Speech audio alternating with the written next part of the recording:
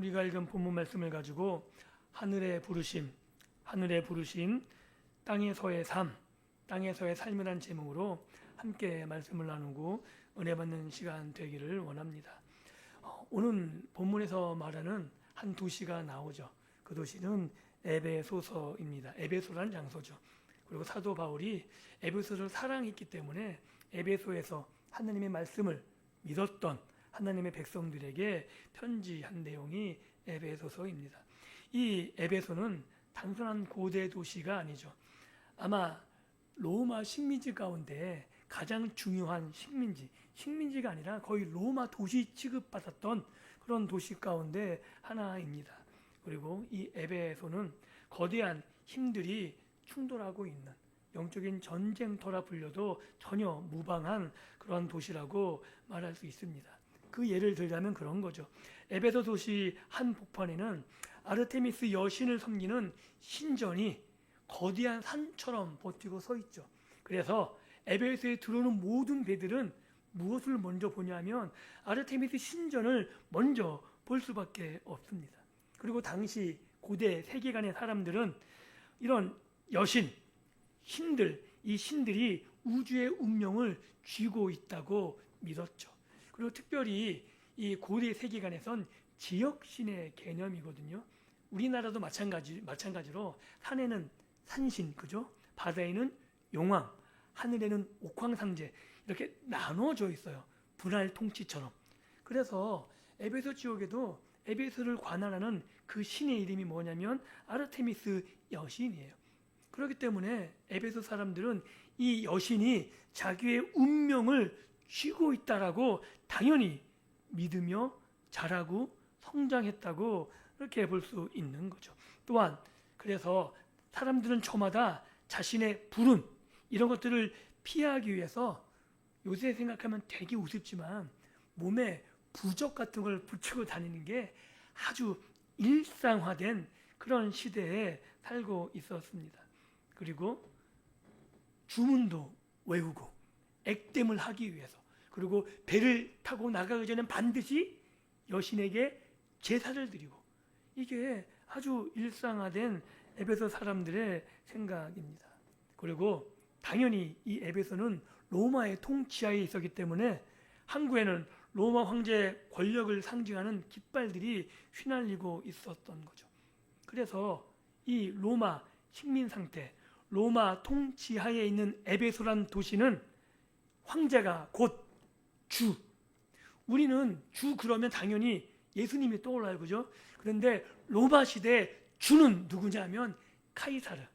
로마 황제가 주였고 로마 황제가 그들의 구원자였어요. 이게 당연한 거죠.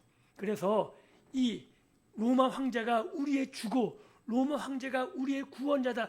이 사실이 퍼져나가는 것, 이것을 팍스 로마나 모든 평화는 로마로부터 이 상징이 바로 로마 황제가 우리의 주요, 우리의 구원자다라는 사실을 말하고 있는 겁니다. 그래서 로마 제국에 충성하는 자에게만 안전과 번영이 약속되는 사회. 그래서 우리가 익히 알듯이 우리는 신앙생활을 하면서 누구의 은혜를 받아요? 하나님의 은혜를 받죠. 우리가 하나님의 은혜를 받고 우리가 하나님의 은혜 속에서 생활하는 것처럼 로마 사람은 당연히 누구의 은혜를 받냐면 황제의 은혜를 받는 거예요.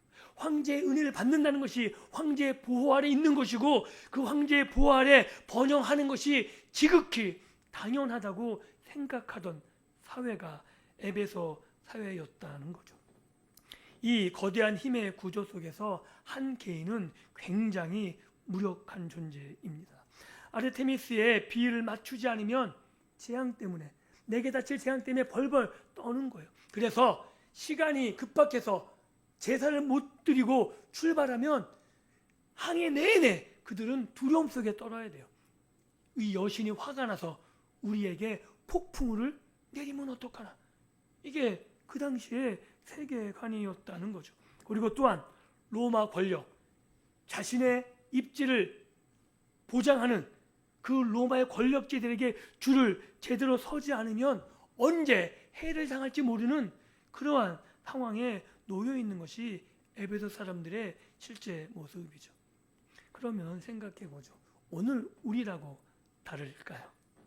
2026년 대한민국, 이 대한민국 영토에서 살아가는 우리의 모습은 어떤지 한번 생각해 봤으면 좋겠습니다. 아르테미스 신전이란 것, 이런 신전들은, 우상들은 사라졌어요. 그런데 그 자리를 대신하는 것들이 너무나 많이 있습니다.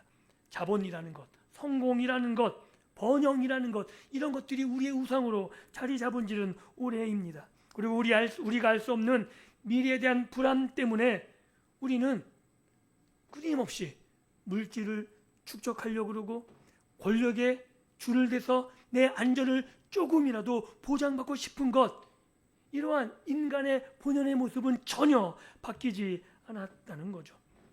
그 당시나 오늘이나 거대한 사회 구조와 무한 경쟁 시스템 앞에서 한 개인은 너무나 무력하게 느껴지고 오히려 현대 사회는 더더군다나 부속품으로 느껴지는 그런 삶 속에 쳇바퀴처럼 살아가고 있는 모습을 우리는 너무 잘 알고 있는 거죠.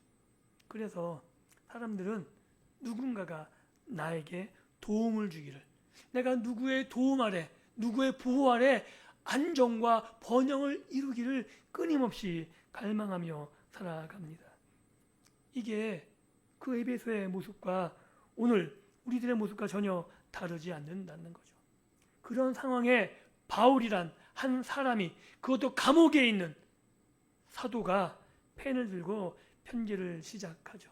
그게 오늘 우리가 읽은 에베소 본문 1장 1절 2절 말씀입니다. 이렇게 말하는 것과 같은 거예요. 너희의 운명은 아르테미스의 별자리나 로마 황제의 손에 있지 않다. 너희는 창세 전부터 계획된 하나님의 거대한 계획 속에 되어진 하나님의 선택 안에 있는 거룩한 존재다라고 사도 바울이 에베소 교인들에게, 그리고 오늘 이 에베소서를 읽는 하나님의 백성들에게 말하고 있는 겁니다. 이러한 사도 바울의 편지 속에 오늘 우리를 향한 하나님의 거룩한 부르심의 음성을 들을 수 있는 우리 모두가 될 수 있기를 예수님의 이름으로 축복합니다. 그래서 우리가 1절 말씀부터 살펴보려고 하는데 1절은 이렇게 시작합니다. 하나님의 뜻으로 말미암아 그리스도 예수의 사도된 사도 바울은 서신을, 편지를 시작하면서 묵직하게 하나님의 뜻이란 단어를 밝히고 있는 거죠. 이 짧은 문장은 단순한 서론의 의미만 담고 있는 것은 아닙니다. 이것은 사도 바울의 존재 의미이자 하나님의 백성들의 존재 의미이기도 한 너무나 묵직한 한 단어를 오늘 우리들에게 선사하고 있는 거죠. 우리는 바울이 누구인지를 먼저 생각해 봐야 돼요. 바울의 원래 이름은 바울로 등장하지 않았죠. 아십니까? 바울이 원래 이름은 사울로 등장하죠. 그리고 이 사울이란 사람은 예수를 믿었던 사람이 아닙니다. 예수를 핍박했던 사람이죠. 그리고 예수를 믿었던 사람들을 죽이는 것, 이것이 하나님의 뜻이라고 생각했었고, 그래서 예수 믿는 사람들을 잡아 죽이기 위해서 대제사장에게 공문을 받아서 이스라엘 땅에만 있는 것이 아니라 이스라엘 사람들이 살고 있는 곳마다 찾아다니며 그들을 잡아와서 죽이려고 했던 그 기대 등등한 사람이 사도 사울이었습니다. 그런데 그가 바뀌게 되죠. 언제 바뀝니까? 그가 어떤 감동을 받아서 아니면 어떤 깨달음이 있어서 바뀌는 게 아닙니다. 예수님을 믿는 사람들을 잡아 죽이려고 가는 길 가운데 예수님이 친히 만나 주셨던 거죠. 그리스도의 빛이 그를 비췄을 때 사도 바울의 야망은 꺾이게 되었고 어둡던 그의 눈이 열렸습니다. 그 불가항력적인 은혜 아래서 그는 깨달은 거죠. 내가 선택한 것이 아니라, 내가 하나님을 찾은 것이 아니라 하나님이 나를 먼저 찾아오셨구나. 내가 죽어 마땅한데 그리스도 예수께서, 하나님의 아들이신 그분이 나에게 은혜를 베푸셨구나 라는 것을 깨달아 안 거죠. 그래서 하나님의 뜻이란 이 말은 사도 바울이 단지 그냥 문안 인사 정도로 하고 있는 말이 아니라 창세전부터 역사의 파도를 뚫고 우리 가운데 뚫고 들어오신 하나님의 절대 주권이 얼마나 놀라운지를 이 한 단어에 사도 바울은 표현하고 있는 겁니다. 그리고 사도 바울이 지금 편지를 쓰는 곳이 감옥입니다. 감옥에 쇠사슬에 묶여서 편지를 쓰고 있는 거죠. 세상의 눈으로 보면 감옥에 있으면 성공이라고 말할 수 있고 그가 누구에게 자기를 본받으라고 나처럼 되라고 말할 수가 있겠습니까? 그런 세상적으로 눈으로 볼 땐 전혀 자랑할 수도 없는 오히려 부끄러운 대상자인 실패자처럼 느껴진 죄세의 신분으로 이 로마 감옥에서 편지를 쓰고 있는 거죠. 그런데 당당하거든요. 너무나 당당하게 하나님의 거대한 뜻이 하나님의 거대한 뜻 때문에 내가 하나님께 선택되어 내가 이 자리에 있다라고 말하고 있고 내가 사도된 것이 하나님의 은혜요 하나님의 뜻이다라고 말하고 있는 겁니다. 우리가 익숙히 알고 있는 이 사도란 말은 우리가 이해하기 쉬운 말로는 대사, 황제의 전권을 위임받아 파견된 특사, 이 의미가 사도라는 의미라고 이해하시면 좋겠습니다. 이 바울은 내가 전권 대사다. 그런데 단지 인간 황제, 로마 황제의 전권 대사가 아니라 하나님의 만왕의 왕 대신 예수 그리스도의 전권 대사다. 내가 지금 매인 것처럼 보이고 세상의 눈으로는 내가 죄수지만 아니다. 나는 왕의 특사로 여기에 있어 너희에게 그 권한을 가지고 편지를 쓰고 있다라고 말하고 있는 거죠. 그리고 이것이 사도 바울만이 아니라 하나님의 백성된 우리 모두의 신분이라고 말하고 있는 거죠. 그래서 이 말씀, 하나님의 뜻으로 부르심을 받은 이 전적인 하나님의 백성된 존재, 이 정체성을 우리 가슴에 새길 수 있기를 원합니다. 그리고 우리가 지금 예배하는 자리에 예수님을 믿어 이렇게 예배하는 것, 이것은 우연이 아니라는 거죠. 노사연의 가사처럼 우리의 만남은 우연이 아닙니다. 이 정도가 아닙니다. 하나님이 창세전부터 그리스도 예수 안에서 우리를 택하셨고 우리를 하나님의 백성 삼으셔서 저와 여러분들이 이 자리에서 예배하고 있다는 거죠. 그리고 또한 하나님의 뜻이라는 것은 우리에게 어떤 한 공동체 안에서 무엇을 해나가는 그 정도가 아니라 하나님이 우리에게 어떤 사명을 주셨다라고 말하고 있는 사도 바울의 아주 강력한 선언이라고 말할 수 있는 거죠. 우리가 사명자라고 말하면 여러분들이 잘 믿지 않으시는 것 같아요. 목사나 장로나 어떤 직분자들, 아니요. 하나님의 백성 모두는 사명자인 거죠.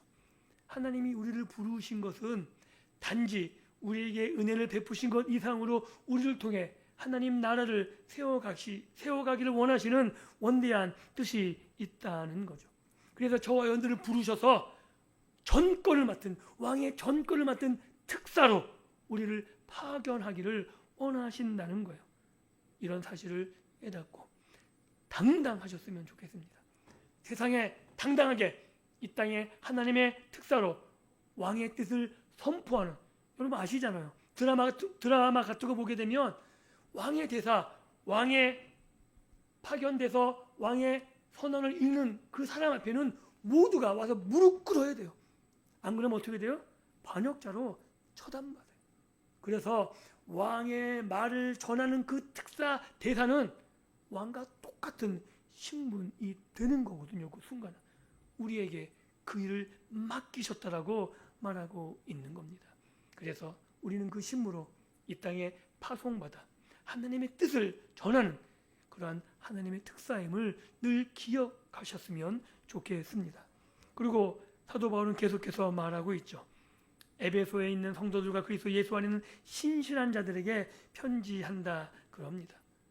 이게 굉장히 중요합니다. 왜냐하면 에베소에 있는 사람들인데 그 사람들이 단지 에베소에 있는 물리적인 장소가 아니라 그리스도 예수 안에 있는 사람들이라고 말하고 있는 거죠. 이게 성도입니다. 성도는 그리스도 안에 있는 자들이 성도이고요. 즉 이 말은 예수님 안에 있기 때문에 예수님께서 이렇게 표현하시는 거예요. 너는 내 거다. 예수님의 소유된 자들이라고 말하는 거죠. 에베소서는 에베소에 있는 사람들인데 그 에베소는 지금 우리가 사는 이 시대와 생각하면 충격적인 사실을 접해요. 아주 음란이라는 것이 일상화된 도시예요. 그 옛날에 신전은 그냥 신의 제사하는 게 아니고요. 신과 합의를 이루기 위해서 어떤 일을 벌이냐면 성적인 문란함이 있어요. 그래서 여사제가 보통 역사적 발굴을 확인한 결과 그래서 그들을 성전 창기들이라 불러요. 왜냐하면 여사제들은 남자들이 왔을 때 신과 합의를 이루기 위해서 성적인 관계를 갖는 거예요. 이게 얼마나 추잡스러워요. 이게 일상화되었고 고린도 전서 같은 경우는 고린도의 사도 바울이 어떻게 책량하면 세상의 것들을 음란함을 따르면 안 되는데 그게 가족끼리 음란함들 이것들이 사도 바울이 책망할 정도로 이런 로마 도시에 아주 만연하게 퍼져 있었거든요. 그리고 우상 숭배, 탐욕에 들뜨는 것, 그리고 힘으로 남의 물건을 빼앗는 것 이런 것들이 일상화된 도시였던 거예요. 그런데 예수님이 사도 바울을 통해 말하고 있는 거죠. 너희는 내 소유다라고 말하고 있는 거예요. 즉 세상의 가치관이 너희를 다스리는 것이 아니고 내가 너희를 다스린다라고 말하고 있는 거죠. 그래서 하나님의 백성된 우리들은 세상의 가치관에 그 옛날 에베소 사람들이 그 당시의 문화에 물들어 있듯이 오늘 우리들이 이 세상의 문화, 대한민국의 나쁜 문화, 더럽고 추한 문화에 물들어 있는 것이 아니라 예수님의 소유로 하나님의 백성답게 정직하고 의롭고 공의롭게 살아야 되는 백성임을 말하고 있는 겁니다. 그리고 그들은 어떤 자들이냐면 신실한 자들이라 그럽니다. 이게 신실한다는 게 말 그대로 충성된 자들이라는 거예요. 군사적인 용어예요. 이게 왜 중요하냐면 에베소서는 무역 도시였기 때문에 상인들이 굉장히 중요하거든요. 상인 연합에 끼지 못하면 먹고 살 수가 없습니다. 그런데 예수님을 믿는 사람들은 그 상인조합에 가입할 수 없었어요. 왜 가입 못하냐면 상인조합 가입 조건이 우상을 섬기는 거거든요.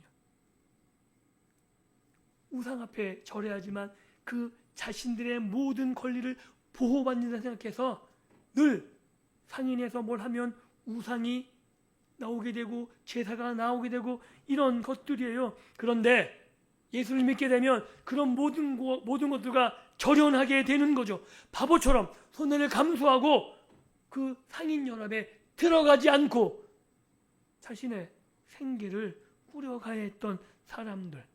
세상 눈으로 보면 정말 무능력하고 어떻게 보면 바보 같은 사람들. 그런데 그런 사람들을 사도 바울은 신실한 자들이라고 말하는 겁니다. 세상 요령에 지혜롭다고 할 수 없는, 그러나 예수님만 바라보며 예수님께 끝까지 의리를 지키고 예수님의 도움과 예수님의 보호를 요청한 사람들, 그 사람들을 신실한 자들, 그리고 그들이 그리스도 안에 있는 사람들이다 라고 사도 바울이 말하고 있는 거죠. 이것이 오늘 우리들의 모습이어야 된다고 사도 바울은 말하고 있는 겁니다. 에베소에 있는 상인연합에 가입하지 않았지만 오로지 예수님만 믿고 예수님만 바라봤던 그 사람들처럼 세상 파도가 아무리 높게 우리에게 닥쳐온다고 해도 그 어떤 위협이나 유혹이 우리 앞에 놓여진다 해도 예수 그리스도라는 방주 안에 들어가 그 예수님과 함께 침몰되지 않고 그 파도를 넘는 사람들, 그들이 그리스도 안에 있는 하나님의 백성들이다 라고 사도 바울이 말하고 있는 것이고, 이것이 저와 여러분들의 이중 국적자, 이 땅의 대한민국 백성이면서 동시에 하나님 나라 시민인 우리의 정체성을 내포하는 거라고 말하고 있는 겁니다. 그리고 사도 바울은 계속해서 2절에 이렇게 말하고 있죠. 하나님 우리 아버지와 주 예수 그리스도로부터 은혜와 평강이 너희에게 있을지어다. 하나님 우리에게 은혜를 베푸신다고 말해요. 구약에서 아론의 축복처럼 사도 바울이 복을 내리는 건 아닙니다. 그런데 사도 바울이 아는 거죠. 하나님은 하나님의 백성들에게 복 내리시길 원하는 것이고, 사도 바울은 하나님 앞에 하나님의 백성들을 향해 복을 빌고 있는 겁니다. 우리 아버지와 주 예수 그리스도부터 은혜와 평강이 오는데, 그 은혜와 평강이 하나님의 백성인 우리들에게 있기를, 그리고 단지 이것은 복을 비는 것 이것으로 끝나는 것이 아니라 빈 그 복이, 평강이 하나님의 백성들에게 임했음을 성경은, 교회 역사는 그 모든 것들을 글로 아니면 기록으로 증명해내고 있는 거죠. 사랑하는 성도 여러분, 우리는 하나님의 백성이지만 이 땅의 백성으로 이중 생활을 하면서 살아갑니다. 그래서 우리가 연약한 사람들이고 죄의 몸을 갖고 있는 사람들이기 때문에 의지가 약하고 우리의 욕심이 우리를 끊임없이 괴롭힙니다. 그런데 바울은 하늘의 창고를 활짝 열어 성도들이 살아갈 힘의 원천이 어딘지를 말해주고 있는 거죠. 그리고 말만 하는 것이 아니라 그 원천인 하늘의 창고를 향해서 하나님의 은혜를 구하고 하나님께서 물 붓듯이 쏟아부어 주시기를 빌고 있는 거죠. 그리고 그 하늘의 축복이 뭐냐면 은혜와 평강이라고 말하고 있는 겁니다. 이 은혜와 평강은 아주 간단해요. 은혜라는 건 자격 없는 자에게 쏟아 부어지는 하나님의 전적인 호의.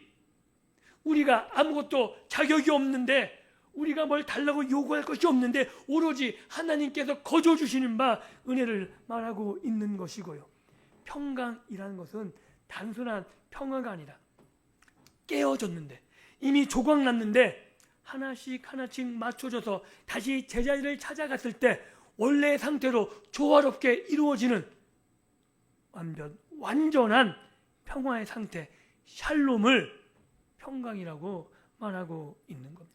그래서 사도 바울은 자격 없는 자에게 주어지신 하나님의 은혜와 그 은혜를 통해서 우리가 이 땅을 살아갈 때 삶 속에서 흔들리고 깨어지고 부서지지만 하나님께서 우리를 붙잡으셔서 다 짜 맞추시고 다 하나님께서 꽤 매어 맞춰주셔서 우리의 삶이 조화롭게, 그리고 흩어짐 없이 온전한 상태를 유지하게 하시는 평강을 우리가 누리며 살아갈 수 있다라고 말하고 있는 거죠.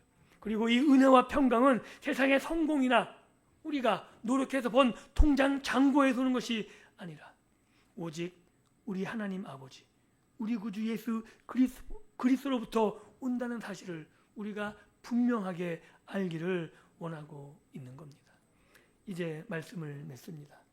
서론에서 우리는 아르테미스 신전과 로마 황제의 권력 앞에서 힘없이 작아 보였던 에베소 사람들에 대해서 이야기했습니다. 그리고 오늘 우리의 상태도 그 에베소 사람들과 전혀 다르지 않은 우리의 모습을 살펴보았죠. 그런데 오늘 우리가 읽은 본문 에베소서는 우리들에게 분명한 한 가지 방향성을 제시해주고 있습니다. 우리는 세상의 눈치를 보며 현대판 부적들, 성공이나 번영이나 우리의 통장 잔고를 찾아 헤매는 나약한 존재로 살아가서는 안 된다는 거죠. 우리의 안전은 통장 잔고나 인맥, 그리고 어떤 권력의 후원자에게 있지 않다는 겁니다.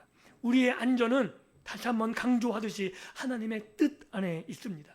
하나님의 뜻이 우리를 부르셨고 우리를 세우셨고 이곳에 있게 하셨습니다. 세상은 힘 있는 자가 살아남는다고, 권력 앞에 줄 서야 우리가 살아남을 수 있다고 말하지만 성경은 분명하게 말하고 있죠. 하나님 앞에 하나님이 부르심, 그 부르심을 입은 자가 결국 승리한다라고 말하고 있는 겁니다. 이 놀라운 사실을 믿으시고 세상으로 당당히 걸어갈 수 있기를 원합니다. 우리에게는 아르테미스의 주문보다 더 강력한 기도가 있습니다. 그들은 우상 앞에 선택적인 그리고 확률적인 그런 기대에 의지한 것이라면 우리는 100% 우리 삶에서 이루어지는 기도로 우리의 무기를 삼고 있는 거죠. 그리고 우리는 로마의 훈장보다 더 영광스러운 성도라는 존재로 하나님 앞에 서 있습니다.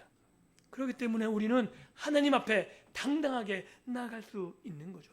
예수 그리스도가 우리를 구원하셨기에 그 예수 그리스도를 믿음으로 은혜의 보좌 앞에 담대히 나아갈 수 있는 겁니다.